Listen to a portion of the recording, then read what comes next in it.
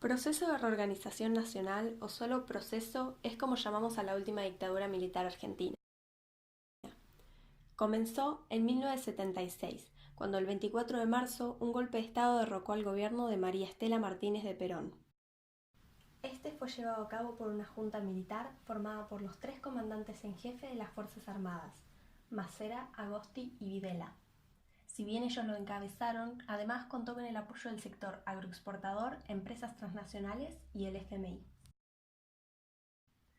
Para aumentar su poder, la Junta dejó sin efecto la Constitución Nacional y dictó el acta y estatuto del Proceso de Reorganización Nacional.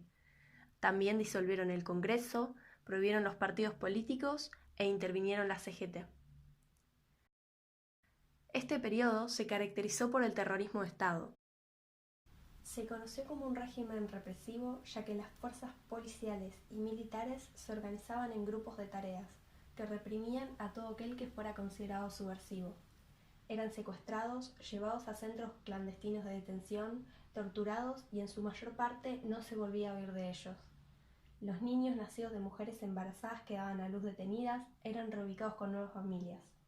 Muchos detenidos tuvieron como destino los conocidos vuelos de la muerte, en los que los arrojaban inconscientes al Río de la Plata. Un claro ejemplo del terrorismo de Estado fue lo ocurrido en la Noche de los Lápices. Se recuerda de esta forma la noche del 16 de septiembre. ¿Por qué? Los estudiantes de escuelas secundarias en La Plata tenían participación política organizada y habían logrado conseguir el boleto estudiantil. Pero con la dictadura esto les fue arrebatado. Se realizaron entonces protestas estudiantiles, que tuvieron como respuesta un operativo militar, específicamente entre el 15 y 21 de septiembre. Esta fecha recuerda a los jóvenes que desaparecieron a manos de los militares durante esas protestas. El gobierno de facto buscaba una forma de desviar la atención de todos los secuestros y desapariciones, y el Mundial de Fútbol de 1978 sirvió perfecto para esto. Los medios enfocaban su atención en el deporte, y además Argentina daba una buena impresión a nivel mundial. La política económica durante este periodo persiguió el neoliberalismo. José Alfredo Martínez de Hoz fue el ministro de Economía entre 1976 y 1981. Sus principales objetivos fueron reducir la intervención del Estado en la economía y desmantelar el modelo de industrialización por sustitución de importaciones. Para esto eliminó los subsidios a la industria que no podía competir con el exterior, aumentó los impuestos y congeló los salarios. Como el dólar era barato, las importaciones aumentaron y superaron las exportaciones, generando un desequilibrio en la balanza de pagos que fue resuelto mediante el endeudamiento externo. Gracias a todas estas medidas, las grandes empresas y entidades financieras concentraron el poder económico, mientras que las pequeñas y medianas empresas se vieron perjudicadas o destruidas. La reestructuración social partió en parte de lo económico, no solo de la represión. Las medidas de desindustrialización fragmentaron las clases populares. Surgieron actividades terciarias como el comercio o finanzas, la actividad por cuenta propia y la desocupación.